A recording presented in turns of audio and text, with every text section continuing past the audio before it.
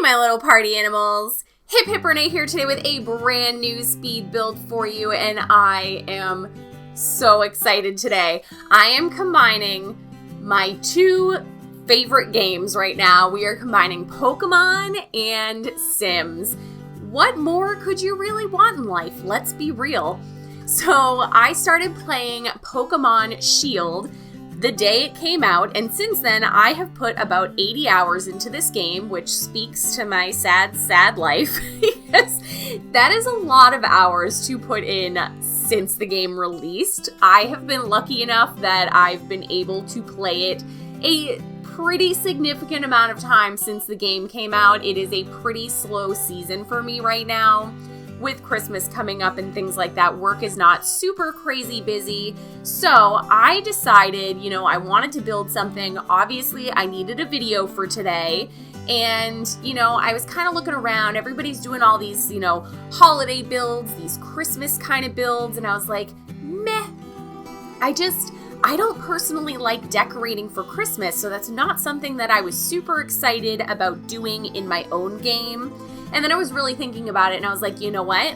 I want to build the house that you start in Pokemon Shield. You also started it in Pokemon Sword, of course, but I thought this would be a really fun challenge for me because the thing about houses and buildings in general in Pokemon is that the exterior of houses do not line up with the interior of houses. They just... obviously in video games like this, they really don't need to match up. You can't even really go everywhere in the house. There's clearly got to be a bathroom somewhere in this house. You don't ever see it in the game. Mom has to have a bedroom in this house. You don't ever see it in the game. So what I ended up doing here is I tried as best I could to match the exterior and the interior that you do see. So in the game, you see the little entryway, you see the living room, you see the kitchen, and you see what is supposed to be your bedroom. So I did my best to try and recreate what it is that you see in the game. But of course, going into something and trying to recreate whatever building it is, you're gonna have a hard time in The Sims because you only have so many items to choose from, especially if you don't use custom content. So of course I had to, take some liberties here and there. The rooms are not quite as big as I wanted them to be, but while I was trying to build the exterior of the house, I was realizing that the exterior looked just really, really large, and there's not a whole lot going on the exterior of this build. It has a really big, beautiful kind of like front garden area, and I really went to town on that. But as far as the shape of the actual house, it's pretty boring as far as the shape. It looks really cute in the game because, again, you can do so many things with, things that are not The Sims. So I tried my best. I think I did a pretty decent job here. I really like the way that it turned out. I hope that you guys like the way that it turned out. Are any of you playing Pokemon Sword or Shield? Which one did you choose? What is your favorite part of the game? I have been having a blast. I just recently finished the storyline of the game, and right now I am trying to complete my Pokedex while at the same time I am shiny hunting. I'm not shiny hunting out in the wild. I'm actually breeding for shinies right now. So in one of the nurseries, I have a Japanese Ponyta as well as a Ponyta that I caught myself. Trying to get a shiny Ponyta. I really, really like Galarian Ponyta a lot.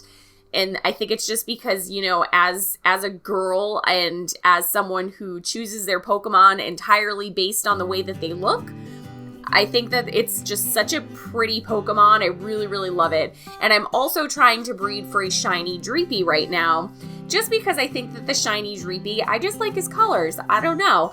I haven't really used Dreepy as far as, actually playing the game or, battling against people or anything like that. I just really like the way that he looks. So fingers crossed. So far, I have gone through, probably 4 or 5 boxes of eggs for each of them, and I have not yet seen a shiny. So we will see if it is going to happen for me or not. In my entire life of playing Pokemon, I have never once in my life found, caught, bred anything a shiny. I have tried. I tend to give up really, really easily, so I'm trying not to do that this time around. I'm trying to really stick it out. I want to get that damn shiny. It's gonna happen. So what I did to build this house is, of course, I opened up my Switch and I went into Pokemon Shield and I just kind of walked around the house, around the interior, around whatever you can see of the exterior. And it is a little bit challenging when you are in areas like the starting area, because the only time you can move your camera around in Pokemon is in the wild area. So when you are at this actual house, you can't move the camera around to actually see what the house looks like. So I had to kind of like run around the small area around the house that you are able to travel through to try and get the best idea of what this house looks like as possible. Again, it's not, it's not a perfect system or anything like that. I, of course, had already played through the games, so I didn't have any cutscenes or anything like that to look back on, although that was a suggestion from Tommy, the alleged simmer, and she did suggest, maybe you should watch some Let's Plays of people playing Pokemon Sword and Shield and see if you can, see anything from the cutscenes. And, I was thinking about it, and at the point that she had mentioned that, as great of an idea as it is, I was already halfway done this build. So I just continued on in true hiphiprenee fashion of making it work. That is basically the motto of me and the motto of my channel, is just make it work. Something that I really, really did want to incorporate, and you're seeing me do this right now, is I wanted to try and find as many items in the Sims game as possible that I could put in place of Pokemon, because of course we don't. Now I could, again, download custom content, but I'm not a custom content fan, and I didn't want to fall into a rabbit hole that I couldn't get myself out of. So instead of going around trying to find some custom content, basically what I used is a few little decorations. So there's like a little owl decoration, there's a little duck decoration, and then of course, if you go into the kids stuff, with quite a few of the packs, we have gotten a lot of kids items. And in the, I want to say it's the kids room stuff pack, I can't remember if that's exactly what it's called, but they got something called Void Critters, which is basically the Sims version of Pokemon. So you can buy, little Void Critters packs. They have Void Critters posters that you can put on the walls. They have little decals you can put on the walls. And then, of course, as far as the toys are concerned, there are a few little miniature, what could potentially be Void Critters. So I ended up using those and sized them up, stuck them in the garden, so it kind of looks like, there's Pokemon hiding in the grass. And then when I actually do the screenshots at the end, I did download a household from the gallery that had a few Pokemon in it. I will be sure to link that gallery down below. I can't remember off the top of my head who the person that created all these little Pokemon were, but they are so cute. They made a little Pikachu out of a cat. They made a little Charmander. There's a little Squirtle. It's absolutely adorable. So I did my best with the items that I have in the game, and I'm really hoping that I did a pretty good job of recreating this.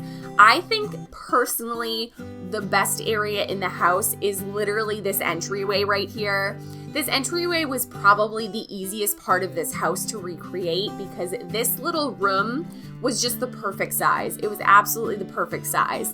Going into things like the living room definitely could have done with being a little bit wider.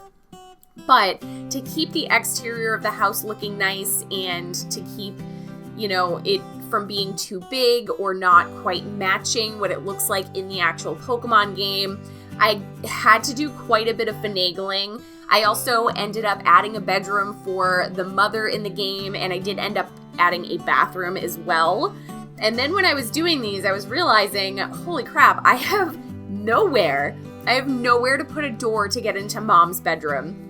So this house, if you are a Sims player, of course it is up on my gallery and available for download, but this house was 100% not built to play in.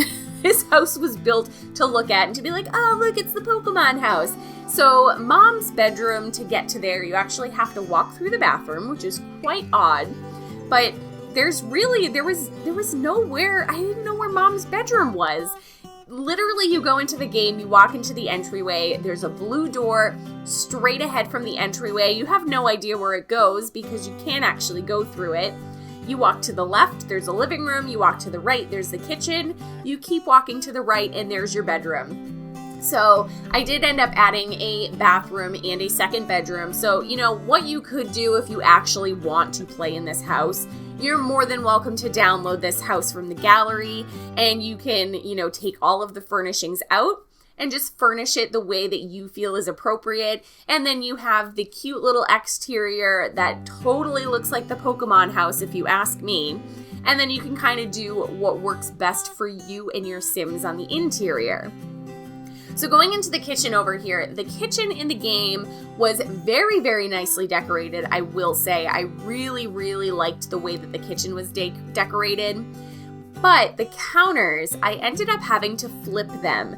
Not in the sense that, these were on the other side of the kitchen, but in the sense that the cabinets in this game, the actual cabinets themselves were white, and then the countertop was that kind of tannish kind of color. But we don't have any cabinets that look like that. All of our cabinets are colored cabinets and then white tops, or if you do end up having colored countertops, the cabinets themselves are not white. So I had to, again, take quite a few liberties as far as decorating this house, between size-wise, between colors, between styles, between what things look like. But I think, again, as far as what I am given in The Sims, what I have to be able to work with, I think that I did a pretty good job of trying to recreate this house. I don't know.